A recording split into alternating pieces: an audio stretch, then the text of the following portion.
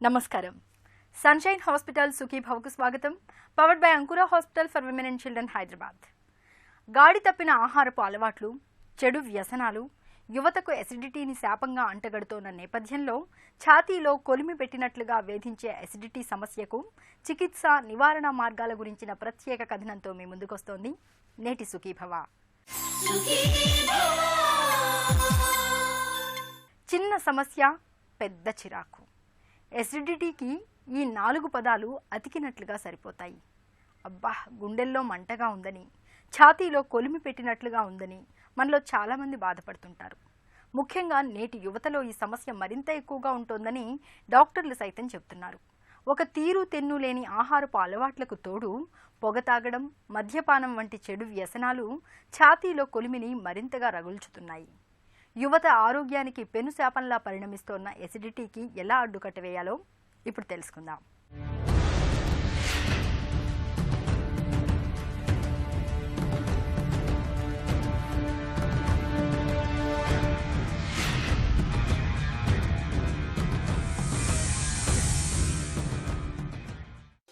ఇష్టమైన బిర్యానీ, అందులోకి ఘుమఘుమలాడే కూర, ఇంతకంటే ఏం కావాలి తృప్తిగా భోజనం చేయడానికి? అయితే మనలో చాలామందికి ఇక్కడి నుంచే మొదలవుతాయి తంటాలు. తిన్న దగ్గర నుండి ఒకటే పులితేన్పులు వస్తూ గొంతులోనూ పొట్టలోనూ ఒకటే వేదనగా ఉంటుంది. ఈ రకమైన సమస్యను డాక్టర్లు గ్యాస్ట్రో ఈసోఫేగల్ రిఫ్లెక్స్ డిసీజ్ అని, వాడుకలో GERD అని పిలుస్తారు. గాడి తప్పిన ఆహారపుటలవాట్లు, పొగ, మద్యం వంటి వ్యసనాలు, అధిక బరువు, స్థూలకాయం వంటి సమస్యల మూలంగా ఈ మధ్యకాలంలో యువతలో ఎసిడిటీ సమస్య బాగా ఎక్కువగా కనిపిస్తున్నట్లు డాక్టర్లు చెబుతున్నారు. గ్యాస్ట్రోఇసోఫేజియల్ రిఫ్లక్స్ డిసీజ్ అంటే ఈ స్టమక్లో యాసిడ్ అనేది ఉత్పత్తి అవుతుంది.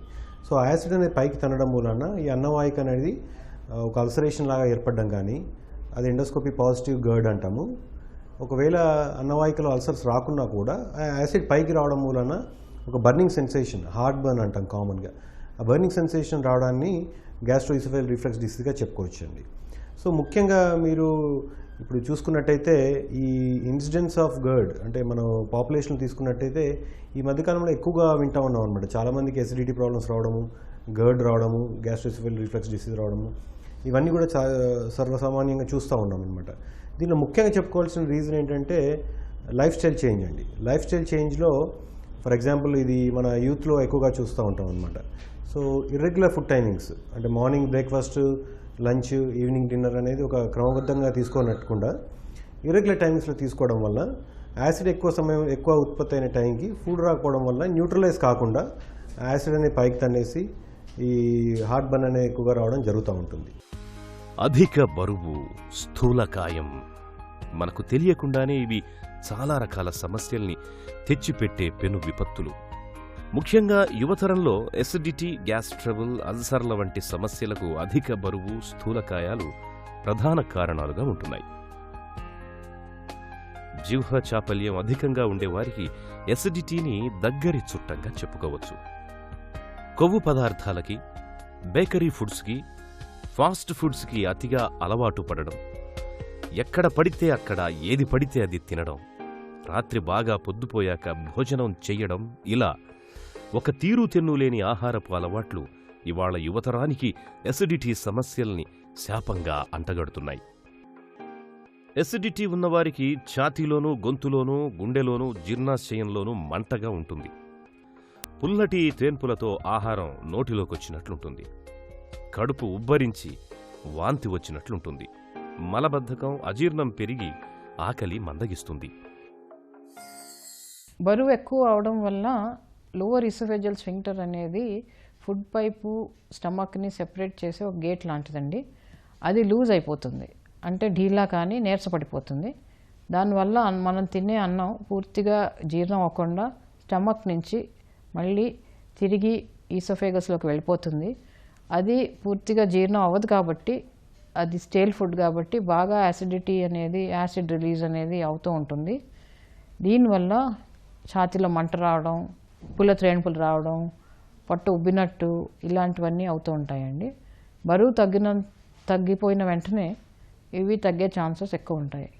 కేవలం బరువు తగ్గటమే కాదు, ఎక్సర్సైజ్ అనేది కూడా ఉంటుందండి. ఉత్తి సర్జరీస్తో ఈ సిమ్టమ్స్ తగ్గవు.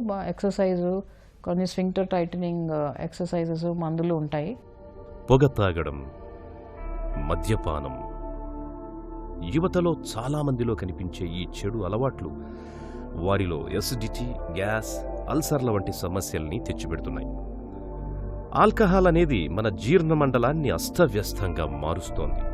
పొట్టలో ఆమ్లం ఎక్కువగా ఉత్పత్తయ్యేలా ప్రేరేపిస్తుంది. అంతేకాదు, శరీరంలోని కండరాలన్నింటినీ విశ్రాంత స్థితిలోకి తీసుకెళ్లడం వల్ల అన్నవాహిక పైభాగాన ఉండే స్ప్రింక్టర్ కండరం కూడా వదులుగా మారుతుంది. దీంతో పొట్టలోని ఆమ్లం చాలా తేలిగ్గా గొంతులోకి వచ్చేస్తుంటుంది.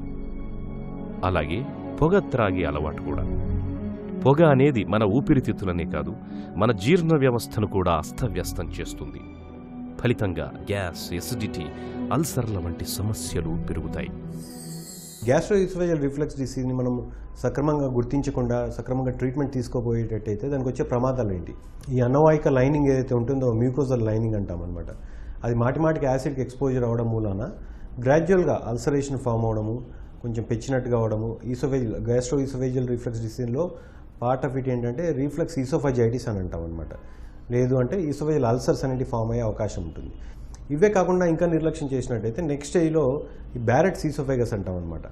అంటే ఈ అన్నవాహిక లైనింగ్ అనేది యాసిడ్కి ఎక్స్పోజర్ అవ్వడం మూలన ఆ lining layer, mucosal epithelial layer ఏదైతే ఉంటుందో అది స్క్వామస్ ఎపిథీలియం నుంచి కాలమ్నార్ ఎపిథీలియంకి మారే అవకాశం ఉంటుంది.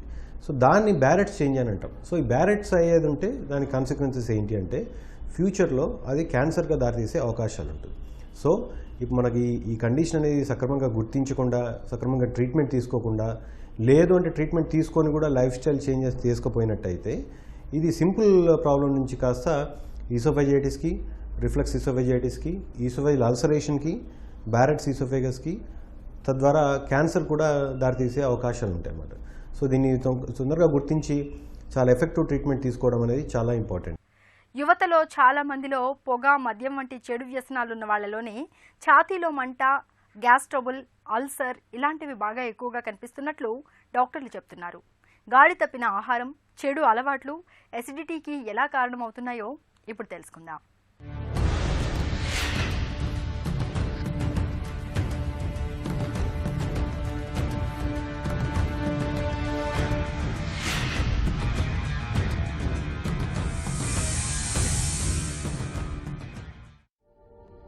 మీకు తెలుసా, మనం నిత్యం వాడే కొన్ని రకాల మందులు కూడా ఎసిడిటీ, గ్యాస్, అల్సర్ల వంటి సమస్యల్ని తెచ్చిపెడుతుంటాయి. సాధారణ జలుబు, దగ్గు, జ్వరాలు మొదలుకొని హై బీపీ, షుగర్, కీళ్ల నొప్పులకు వాడే యాంటీబయోటిక్స్, నొప్పి నివారణి మందుల్లో చాలా వరకు మన పొట్టలో ఆమ్లాన్ని ఎక్కువగా ఉత్పత్తి కావడాన్ని ప్రేరేపించి మనలో ఎసిడిటీ సమస్యల్ని పెంచుతుంటాయి. ఈ కారణంతోటే డాక్టర్లు జబ్బును తగ్గించే అసలైన మందులతో పాటు పొట్టలో ఎసిడిటీ, గ్యాస్ను తగ్గించే పాంటాడిక్ వంటి యాంటాసిడ్ మాత్రల్ని కూడా వాడమని చీటీలో రాస్తుంటారు. ఎసిడిటీ, గ్యాస్, అల్సర్ల వంటి సమస్యలు తలెత్తకుండా ఉండాలి అంటే మనం వాడే మందుల విషయంలో సదా అప్రమత్తంగా ఉండాల్సిందే. నిత్యం వాడే మందులు కొన్ని ఉంటాయండి. పెయిన్ కిల్లర్స్, జాయింట్ ప్రాబ్లమ్స్కి పెయిన్ కిల్లర్స్, లేకపోతే కొన్ని కండిషన్స్లో స్టీరాయిడ్స్ వాడచ్చు. ఇవన్నీ కూడా కొన్ని క్యాన్సర్ ట్రీట్మెంట్లకు కూడా జీఆర్డీ అనేది ఎక్కువ అవుతుంది. ఇవన్నిటికీ ఏంటంటే దాని విరుగుడు మందులు కొన్ని ఉంటాయి. ప్రోటాన్ పంప్ ఇన్హిబిటర్స్ అని మధ్య చాలా పవర్ఫుల్ మందులు గత 15 సంవత్సరాల నుంచి వచ్చాయి. వాటితో జీఆర్డీ పేషెంట్స్కి చాలా మటుకు రిలీఫ్ వచ్చిందండి. డయాగ్నోసిస్ అనేది ఎండోస్కోపీ, అప్పర్ జే ఎండోస్కోపీ అనేది ఒక డయాగ్నోస్టిక్ టూల్ అండి. దీనికి గ్యాస్ట్రోఎంట్రాలజిస్ట్ ఎవరైతే ప్రొసీజర్ చేస్తున్నారో పేషెంట్కి అంతా ఎక్స్ప్లెయిన్ చేసి కన్సెంట్ తీసుకున్నాక ఫస్ట్ నోట్తో ఇన్సర్ట్ చేయడం అవుతుందండి. నోటి నుంచి ఫుడ్ పైప్ చూడడం అవుతుంది. ఫుడ్ పైపు, స్టమక్, కొంచెం భాగం డియోడనం కూడా చూడడం అవుతుందండి. చూడడం ఒక 3 నుంచి 5 నిమిషాలు పట్టచ్చు. తిరిగి వచ్చేటప్పుడు, రిటర్న్ వచ్చేటప్పుడు మనం స్టమక్ నుంచి కూడా ఒక్కొక్కసారి హెలికోబాక్టర్ పైలోరీ అని బ్యాక్టీరియంకి టెస్ట్ కూడా చేయొచ్చండి. ఎందుకంటే హెలికోబాక్టర్ పైలోరీ అనేది ఒక సూక్ష్మజీవు, దానికి జీఆర్డీకి కూడా సంబంధం ఉంటుంది. కాబట్టి రొటీన్గా మేము గ్యాస్ట్రెంట్రాలజిస్ట్ మేము చాలా మటుకు హెలికోబాక్టర్ పైలోరీ టెస్ట్ కూడా స్టమక్ నుంచి ఒక చిన్న ముక్క తీస్తామండి. అది వెంటనే ఒక గంటలో రిజల్ట్ మీకు వస్తుంది. అండ్ ఎండోస్కోపీ కంప్లీట్ చేసేటప్పుడు మళ్ళీ ఫుడ్ పైప్ ఒకసారి బ్యాక్ వచ్చేటప్పుడు చూస్తాము. ఆ స్వింక్టర్ ఎంత లూజ్ ఉంది, అది మందులతో రెస్పాండ్ అవుతుందా, లేకపోతే ఎప్పుడైనా వెరీ రేర్ కేసెస్ ఒక 5% సర్జరీ కూడా అవసరం వస్తుంది. ఒక్కొక్కసారి ఫుడ్ పైప్ ఎప్పుడన్నా నేరో అయితే మేము ఎండోస్కోపీ పద్ధతితో ఫుడ్ పైప్ని కూడా డైలేట్ చేసే సిచ్యువేషన్స్ కూడా వస్తూ ఉంటాయండి. హరీ వరీ లీడ్స్ టు అసిడిటీ. యువతలో అసిడిటీ కేసులు పెరగడానికి తీవ్రమైన మానసిక ఒత్తిళ్లు, ఆందోళనలు కూడా ప్రధాన కారణాలే. నేటి ఆధునిక జీవన శైలిలో తప్పనిసరిగా మారిన ఉరుకుల పరుగుల జీవనం యువతలో తీవ్రమైన ఒత్తిడిని కలుగచేస్తోంది. ఈ ఒత్తిళ్లు, ఆందోళనల్ని తట్టుకునేందుకు పదే పదే కాఫీలు, టీలు తాగడాన్ని అలవాటు చేసుకుంటున్నారు యువత. మనలో చాలా మందికి వేళకు భోజనం చేయడం అన్నది కుదరని విషయం. బాగా పొద్దుపోయాక తినడం అన్నది ఇవాళ ఒక అలవాటుగా మారిపోతుంది. గతి తప్పిన ఇలాంటి అలవాట్లు అంతులేని ఆందోళనల మూలంగా యువతకు ఎసిడిటీ, గ్యాస్ ట్రబుల్, అల్సర్ల వంటి సమస్యలు తీరని శాపాలుగా మారుతున్నాయి. ఈ టైంలో ఈ కాలంలో మనం చూసినట్టయితే ప్రతి ఒక్కరికి కూడా స్ట్రెస్ చాలా ఎక్కువగా ఉంటుందండి. సో ఈ స్ట్రెస్ అనేది కూడా అనేక రకాల డైజెస్టివ్ ప్రాబ్లమ్స్, జీర్ణ వ్యవస్థకి చాలా ఇబ్బందులు కలిగించే అవకాశం ఉంటుంది. సో ఈ కాన్సెప్ట్ మనం ఒక 10-15 ఇయర్స్ బ్యాక్ తీసుకున్నట్టయితే బ్రెయిన్కి ఇంటెస్టైన్స్కి ఏం కనెక్షన్ లేదు అన్న ఒక కాన్సెప్ట్ ఉండేదండి. కానీ ఈ లాస్ట్ 10-15 ఇయర్స్లో గట్ బ్రెయిన్ యాక్సిస్ అనేది చాలా వెల్ ఎస్టాబ్లిష్డ్ కాన్సెప్ట్ అనమాట. అంటే మన బ్రెయిన్ అనేది మన అన్నవాహికని, స్టమక్ని, ఇంటెస్టైన్స్ కూడా కంట్రోల్ చేస్తూ ఉంటుంది. సో ఇది ముఖ్యంగా కొన్ని ప్రాబ్లమ్స్ లైక్ ఐబిఎస్ వీటిలో చాలా రిలవెంట్గా చెప్పుకోవచ్చు. బట్ ఈ ఎసిడిటీ ప్రాబ్లమ్స్ కూడా మనం ఎక్కువగా ఈ ప్రాబ్లం వల్ల వరి అయినట్టయితే అది మన ఈ ప్రాబ్లమ్స్ అనేది ఎక్కువగా అవడం జరుగుతూ ఉంటుందండి. సో మన స్ట్రెస్ ఫ్యాక్టర్ అనేది చాలా కంట్రోల్ చేసుకోవడం చాలా ఇంపార్టెంట్ ఎనీ డైజెస్టివ్ ప్రాబ్లమ్కి. ఈ prevention is better than cure అంటాం జనరల్గా. సో ఈ గ్యాస్ట్రోఇసోఫేజియల్ రిఫ్లెక్స్ డెవలప్ కాకముందే, లేదు అంటే ఎర్లీ స్టేజ్లో దీన్ని ఎట్లా కంట్రోల్ చేయాలి, ఎట్లా ప్రివెంట్ చేయాలి. సో తీసినట్టయితే దీంట్లో ముఖ్యంగా చెప్పుకోవాల్సింది మన లైఫ్ స్టైల్ మాడిఫికేషన్ అండి. లైఫ్ స్టైల్ మాడిఫికేషన్లో ఇంతకుముందు చెప్పినట్టుగా టైం ప్రకారం ఫుడ్ తీసుకోవడము, ఒక హాఫ్ అన్ అవర్ అటు ఇటు అయినా పర్లేదు, బట్ టైం ప్రకారం ఫుడ్ తీసుకోవడం చాలా ఇంపార్టెంట్. ప్లస్ ఆ ఫుడ్లో కూడా మనం ఏ టైప్ ఆఫ్ ఫుడ్ తీసుకుంటున్నాం, healthy food like for example less in fat, more in protein, carbohydrate తీసుకున్నట్టయితే ఈ యాసిడ్ రిఫ్లెక్స్ అనేది తక్కువగా వచ్చే అవకాశం ఉంటుంది. వెజిటబుల్స్ ఎక్కువ తీసుకోవడము, ఫ్రూట్స్ ఎక్కువ తీసుకోవడము, వాటర్ ఎక్కువ తీసుకోవడము చేసుకోవాలి. కాఫీ, టీ కూడా కొంతమందికి పడకపోవచ్చండి. పడకపోయినట్టయితే అవి అవాయిడ్ చేయడం చాలా ఇంపార్టెంట్. ఇవే కాకుండా ఒబేసిటీ అంటే ఒక రెగ్యులర్ ఎక్సర్సైజ్ ప్రోగ్రామ్ పెట్టుకోవడము, వెయిట్ రిడక్షన్ చేయడము, ప్లస్ స్మోకింగ్ అలవాటు మారడము, ఆల్కహాల్ కూడా తక్కువ చేయడం వల్ల మనకి ఈ సిమ్టమ్స్ని ప్రివెంట్ చేసే అవకాశం ఉంటుందండి.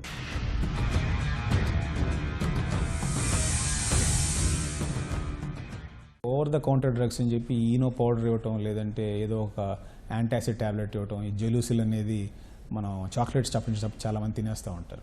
బట్ అది కాదు ప్రాపర్ ట్రీట్మెంట్ అనేది. ప్రాపర్ ట్రీట్మెంట్ అనేది ఫస్ట్ ఆఫ్ ఆల్ ఈవెన్ అమెరికాలో కానీ అక్రాస్ ద వరల్డ్లో కూడా ఒక ట్యాబ్లెట్ పెడతాము, పీపీఐ అంటాం, ప్రోటాన్ పంప్ ఇన్హిబిటర్. అది పెట్టి ఒక 4 వారాలు చూసి సిమ్టమ్స్ అలా ఉన్నా, సిమ్టమ్స్ తగ్గి మళ్ళీ వచ్చినా సరే అప్పుడు ఇన్వెస్టిగేషన్స్ చేస్తాం. రొటీన్ ఇన్వెస్టిగేషన్స్లో ఎండోస్కోపీ అని, మానోమెట్రీ అని చెప్పి లోపల ప్రెషర్ స్టడీస్ చేయడానికి ఒక స్పెషల్ టెస్ట్లు ఉంటాయి. అది ఇంకోటి పిహెచ్ మెట్రీ అని ఉంటుంది. సో ఇవన్నీ చేయాల్సి వస్తుంది. ట్రీట్మెంట్ వైజ్ జనరల్గా ఏంటంటే నేను చెప్పినట్టుగా ప్రోటాన్ పంప్ ఇన్హిబిటర్ అంటాం, పీపీఐ అని చెప్పి, ప్యాంటోప్రెజాల్, రాబిప్రెజాల్ అని చాలా వస్తూ ఉంటాయి, ఓమిప్రెజాల్ అని. సో అవి ఇవ్వటం. దాంతోపాటు కొంతమందికి డిస్పెప్సియా అంటాం, అంటే పొట్ట ఉబ్బరం ఉండి ఎక్కువ తేనుపులు వస్తే ప్రోకైనటిక్ డ్రగ్స్ అని ఉంటాయి. అవి కూడా దీంతో జోడించి ఇవ్వటం, లేదంటే అది వేరేగా ఇవ్వటం. అది కాకుండా బాగా లోపల అల్సర్ పూత ఉండి ఎండోస్కోపీలో కనిపిస్తే సుక్రాల్ఫేట్ అని చెప్పి ఒక అల్సర్ పూతను కోటింగ్ చేసే ఏజెంట్స్ ఉంటాయి టానిక్ రూపంలో, అవి ఇవ్వటం. సో ఇలాంటివి ట్రీట్మెంట్స్ ఉంటాయి. తర్వాత ఒకవేళ మెడికల్ ట్రీట్మెంట్తో మీకు ఇంప్రూవ్మెంట్ లేకపోతే ఎండోస్కోపిక్ థెరపీ అని ఉంటుంది. దాంట్లో ఇప్పుడు ఆఫ్ లేట్ రకరకాల కొత్త పద్ధతులు వచ్చినాయి. దాంట్లో ఒకటి స్ట్రెట్టా అని చెప్పి రేడియో ఫ్రీక్వెన్సీ అబ్లేషన్ అంటాం. అంటే ఎక్కడైతే అన్నవాహిక పొట్ట జంక్షన్లో ఒక స్పింక్టర్ ఉంటుంది, లోయర్ ఎసోఫేజియల్ స్పింక్టర్, అది బాగా లూజ్ ఉంటే ఈ సిమ్టమ్స్ వచ్చి పైకి ఎగదనుతూ ఉంటాయి. సో దాన్ని కంట్రోల్ చేయడానికి రేడియో ఫ్రీక్వెన్సీతో ఆ ఏరియా మొత్తాన్ని కవాటం అంటాం, దాన్ని టైట్ చేయొచ్చు. లేదా ఎండోస్కోపిక్ సూచరింగ్ అంటాం, అది చేయొచ్చు. ఇంకోటి ఆర్మ్స్ అని లేటెస్ట్గా వచ్చింది, దాంట్లో కూడా ఆ చుట్టూ ఉన్న మ్యూకోజాన్ని 3/4 మ్యూకోజా కట్ చేస్తే అది స్లోగా టైట్ అవుతుంది. సో ఇది ఎండోస్కోపిక్ థెరపీ. అది కాకుండా సర్జికల్ ఉంది, బట్ సర్జికల్ అందరిలోనూ కాదు, ఒక 5 to 10% ఆఫ్ ద టోటల్ పేషెంట్స్లో సర్జికల్గా కూడా దాన్ని ట్యాకిల్ చేయాలి. ఛాతీలో మంటను మనలో చాలామంది పెద్దగా పట్టించుకోరు. పులితేన్పులు, గ్యాస్ సమస్యలు మరీ ఎక్కువగా ఉన్నప్పుడు ఏ యాంటాసిడ్ మాత్రను వేసుకుంటారు తప్పితే డాక్టర్ దగ్గరకు వెళ్లాలని అనుకోరు. ఎసిడిటీ సమస్యకు ఎలాంటి చికిత్స తీసుకోవాలో, దీనికి నివారణ మార్గాలేమిటో ఇప్పుడు తెలుసుకుందాం.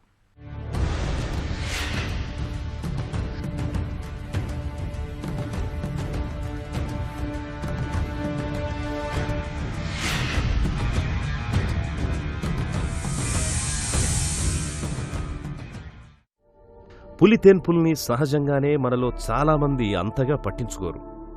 ఇక యువతరం మాట చెప్పాల్సిన పని లేదు. ఎసిడిటీ అసలు సమస్యే కానట్లు ప్రవర్తిస్తుంటారు. ఛాతీలో మంట మరీ ఎక్కువగా ఉన్నప్పుడు, పదే పదే పుల్లటి తేన్పులు వస్తున్నప్పుడు మెడికల్ షాపుకు వెళ్ళి ఏ జెలసిల్ టానిక్నో లేదంటే జెంటాక్ వంటి మాత్రల్లో కొన్నింటిని మింగుతుంటారు. వీటితో ఎసిడిటీ నుంచి అప్పటికప్పుడు మంచి ఉపశమనం లభించే మాట నిజమే. కానీ ఉపశమనం లభిస్తోంది కదా అని నెలల తరబడి యాంటాసిడ్ బిళ్లల్ని, పౌడర్లను వాడుతూ పోతే ఎసిడిటీ సమస్యతో పాటు పొట్టలో అల్సర్లు, పేగుపూత, క్యాన్సర్లొచ్చే ప్రమాదం కూడా ఉంది. అంతేకాదు, మెనోపాజ్ వయసులో ఉన్న మహిళలకి యాంటాసిడ్ బిళ్లల మూలంగా ఎముకలు గుల్లబారిపోయే అవకాశాలు బాగా ఎక్కువగా ఉంటాయని చెబుతారు నిపుణులు.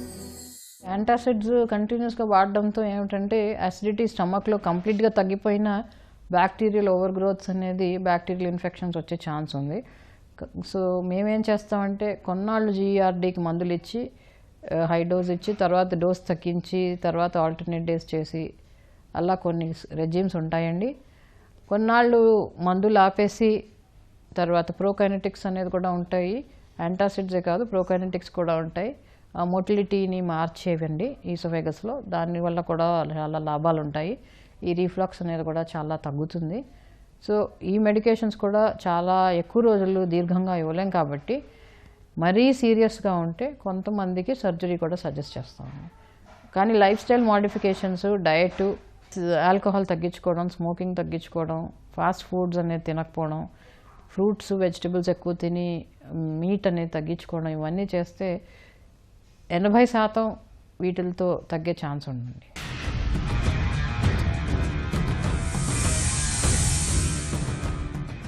Prevention is better than cure అన్న ఓల్డ్ సేయింగ్ ఎలా అయితే ఉందో, సో ప్రివెన్షన్ కోసం చాలా పద్ధతులు ఉన్నాయండి. ఫస్ట్ అండ్ ఫార్మోస్ట్ ఇంపార్టెంట్ ఏంటంటే హెల్దీ లైఫ్ స్టైల్ మెయింటైన్ చేయటం. ఒకవేళ డిసీజ్ వచ్చితే లైఫ్ స్టైల్ మోడిఫికేషన్స్ అంటాం. అంటే దాంట్లో ఒకటి ఆబ్వియస్గా మసాలా, కారం, ఆయిల్ వస్తువులు, బయట ఫుడ్, ఈ junk food, pizza, burgers, cheese ఇవన్నీ తగ్గించడం. రెండోది ఎక్కువ క్వాంటిటీ ఫుడ్ ఒకేసారి తినకూడదు. జనరల్గా మన ఇండియన్స్ టెండెన్సీ ఏంటంటే మనం 3 పూటల్లో మొత్తం ఫినిష్ చేసేస్తాం అంత ఫుడ్ అంతా. అట్లా కాకుండా కొంచెం 5-6 పూటల దఫాలు ఫ్రీక్వెన్సీ ఎక్కువ ఉండాలి, క్వాంటిటీ తక్కువ ఉండాలి, అది తీసుకోవటం. వేరేది తిన్న వెంటనే పడుకుంటాం మనం టెండెన్సీ, కొంతమంది తిన్న వెంటనే వెళ్ళి బెడ్ మీద వాలిపోతారు. అట్లా కాకుండా కనీసం 1 గంటన్నర కూర్చుని ఉంటే ఏమవుతుందంటే ఆ ఫుడ్ డైజెస్ట్ అవడానికి కొంచెం టైం పడుతుంది, స్టమక్ నుంచి కిందకి పోవటానికి, చిన్న పేగులోకి. సో ఆ పీరియడ్లో మనం కూర్చుని ఉండటం better. Fourth and foremost stress tensions ప్రొఫెషనల్గా, పర్సనల్గా ఉంటే వాటిని దూరం పెట్టాలి. ఫిఫ్త్ ఏంటంటే ఈ బాగా ఊబకాయం ఉన్నాళ్ళు వెయిట్ రిడక్షన్ చేసుకోవటం, రెగ్యులర్ ఫిజికల్ యాక్టివిటీ చేయటం, యోగా, మెడిటేషన్ నమ్మకం ఉంటే అది కూడా ప్రిస్క్రైబ్డ్ థెరపీ ఫర్ జీఆర్డీ అండి. హ్యాబిట్స్ ఏదైతే బ్యాడ్ హ్యాబిట్స్ ఉన్నాయో, స్మోక్, ఆల్కహాల్ అనేది 90% కాంట్రిబ్యూషన్ వాటి వల్ల ఉంటుంది. సో అవి కానీ ఉంటే అవాయిడ్ చేయాలి. ఈవెన్ చూయింగ్ టొబాకో, ఈ గుట్కా, ఖైనీ ఇవన్నీ ఉంటాయి, వాటిని కూడా అవాయిడ్ చేయాలి. వాటి వల్ల ఓవరాల్ క్యాన్సర్ వస్తేనే వస్తుంది, దాంతోపాటు ఈ సిమ్టమ్స్ కూడా అగ్రవేట్ అవుతాయి. గ్యాస్, ఎసిడిటీ, అల్సర్ వంటి బాధలకు దూరంగా ఉండాలి అంటే అందుకు ఆహారపు అలవాట్లు, జీవన శైలిలో తగిన జాగ్రత్తలు తీసుకోవాలి. కొవ్వు పదార్థాల్ని, నూనె పదార్థాల్ని సాధ్యమైనంత తక్కువగా తీసుకోవాలి. కాఫీ, టీలను, కారం, మసాలాలను ఎంత తగ్గిస్తే అంత మేలు.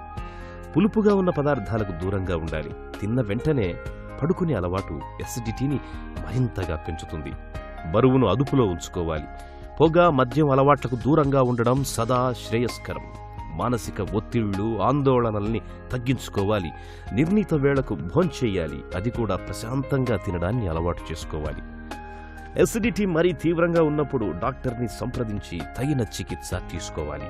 ఇలా అన్ని రకాలుగా తగిన జాగ్రత్తలు తీసుకోవడం ద్వారా ఎసిడిటీ, గ్యాస్, అల్సర్ల వంటి సమస్యల్ని చాలా వరకు నివారించుకోవచ్చు.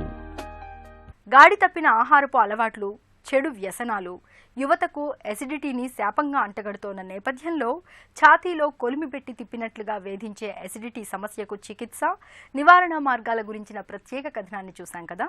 తిరిగి రేపటి సుఖీభవలో కలుసుకుందాం. సుఖీభవ కార్యక్రమానికి సంబంధించి మీ విలువైన సూచనలు, సలహాల్ని వెంటనే మాకు రాయండి. మా చిరునామా Sukhibhava, ETV, Ramoji film city, Hyderabad 501-512 లేదా sukhibhava@etv.co.in కు ఈమెయిల్ చేయండి. మీ ఆరోగ్య సంజీవిని సుఖీభవ కార్యక్రమాన్ని ఇప్పుడు యూట్యూబ్ ఆన్లైన్లో www.youtube.com/etv news లింక్ ద్వారా కూడా వీక్షించండి.